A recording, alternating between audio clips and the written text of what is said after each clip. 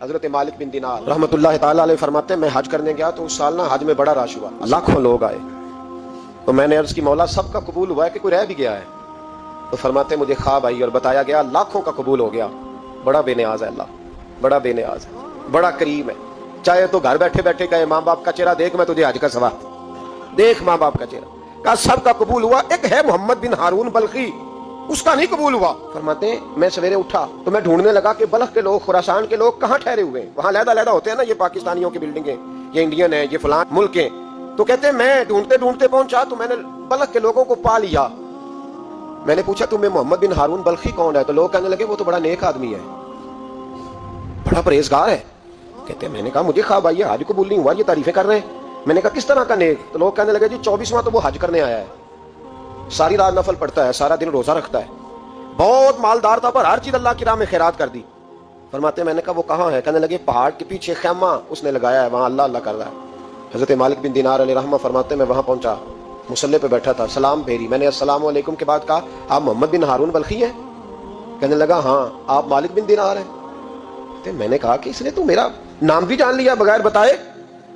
فرماتے ہیں میں نے کہا کہ ہاں میں مالک بن دینار ہوں۔ کہنے لگے کیسے آئے ہو؟ میں نے کہا بس ملنے آیا تھا۔ کہنے لگے نہیں جس کام آئے ہو وہ بتاؤ۔ میں نے کہا میں ملنے آیا ہوں۔ تو کہتے ہیں وہ رو پڑے، کہنے لگے نہیں آپ کو خواب آئی ہوگی کہ میرا حج قبول نہیں ہوا۔ کہتے ہیں میرے رونگٹے کھڑے ہو گئے کہ اسے اتنا بھی پتا ہے کہ میرا حج قبول نہیں ہوا۔ میں نے اس کو کہا کہ تجھے کیسے پتا کہ مجھے خواب آئی ہے؟ کہنے لگا مالک بن دینار مجھے 24 سال ہو گئے، میں اس بے نیاز کے گھر کا طواف کرتا ہوں، میں حجر اسود کے بوسے لیتا ہوں، میں مقام ابراہیم پہ نفل پڑھتا ہوں، میں صفا مروہ کی صحیح کرتا ہوں، پر 24 سال بیت گئے۔ جب میں طواف وداع کرنے کے قریب آتا ہوں تو کوئی نہ کوئی اللہ کا ولی آ کے کہتا ہے دوڑ جا تیرا کوئی نہیں قبول ہوا۔ 24 سال۔ تو مالک بن دینار فرماتے میں اس کے قریب بیٹھ گیا اور اس کے گھٹنے پہ ہاتھ رکھا، میں نے، بندہ بھی معذور تھا، اس کا ایک ہاتھ کٹا ہوا تھا، چہرے پہ عبادت کے نشانات نمایاں تھے، اور میں نے کہا یار پھر تیرا حج قبول کیوں نہیں ہوتا؟ تو کہنے لگا مت پوچھ تو مجھ سے نفرت کرے گا۔ میں نے کہا نہیں تو بتا۔ کہنے لگا نہ پوچھ۔ میں نے اصرار کیا تو کہنے لگا اس لیے نہیں قبول ہوتا کہ میں اپنی اماں کا نافرمان۔ تے ماں کا نافرمان کیا ہوا؟ تو کہنے لگے اللہ نے دولت دی، جائیدادیں، گھوڑے، زمینیں، میں عیاش ہو گیا، میں اللہ کے دیے ہوئے مال کو ناجائز جگہ خرچ کرنے لگا۔ ماں میری بوڑھی تھی، عبادت گزار تھی، مجھے سمجھاتی تھی۔ رمضان کا مہینہ، عصر کے بعد اماں تنور میں روٹیاں لگا رہی، میں گھر آیا شراب کے نشے میں، اماں روٹی دو۔ ماں کہنے لگی شرم کر، روزہ رکھا نہیں تو جنہوں نے رکھا ہے ان کا تو خیال کر۔ کہتے ہیں یہ لفظ میں نے سنے تو ماں کو ایک تھپڑ دے مارا، اماں جلتے ہوئے تندور میں گر گئے، لوگوں نے مجھے کمرے میں بند کر دیا۔ کہتے ہیں ساری رات میں شور سنتا رہا پر نشے میں پڑا رہا۔ اگلے دن ظہر کے بعد آنکھ تب کھلی جب میری بیوی الماریوں سے کپڑے نکال رہی تھی۔ میں نے کہا کہاں جا رہی ہو؟ کہنے لگی میکے جا رہی ہوں، میں ماں کے قاتل کے ساتھ وقت نہیں گزار سکتی۔ میں نے کہا ماں قتل ہو گئی؟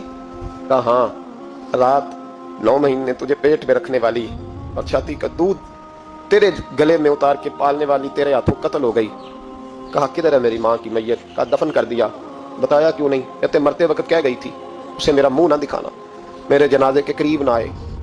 کہنے لگا میں اسی وقت اٹھا، جس ہاتھ سے ماں کو مارا تھا کلاڑا لے کے ہاتھ کاٹ دیا، جائیدادیں، گھوڑے، مکانات خیرات کر دیے، ساری رات نفل پڑھتا ہوں، سارے دن کے روزے رکھتا ہوں، ہر سال حج کرتا ہوں، عرش کا مالک معاف نہیں کرتا۔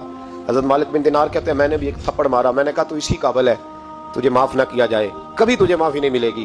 کہتے ہیں میں ہو کے آیا، وہ روتا رہا، تڑپتا رہا، میں سویا گھر آ کے تو مجھے مصطفیٰ کریم علیہ السلام کا دیدار نصیب ہو گیا۔ نبی پاک صلی اللہ تعالیٰ علیہ وسلم نے فرمایا مالک تو اسے کیوں مایوس کر آیا ہے اللہ کی رحمت سے، کیوں کیا ہے اسے؟ میں نے کہا حضور اتنا بڑا قاتل ماں کا کیسے معافی ملے گی؟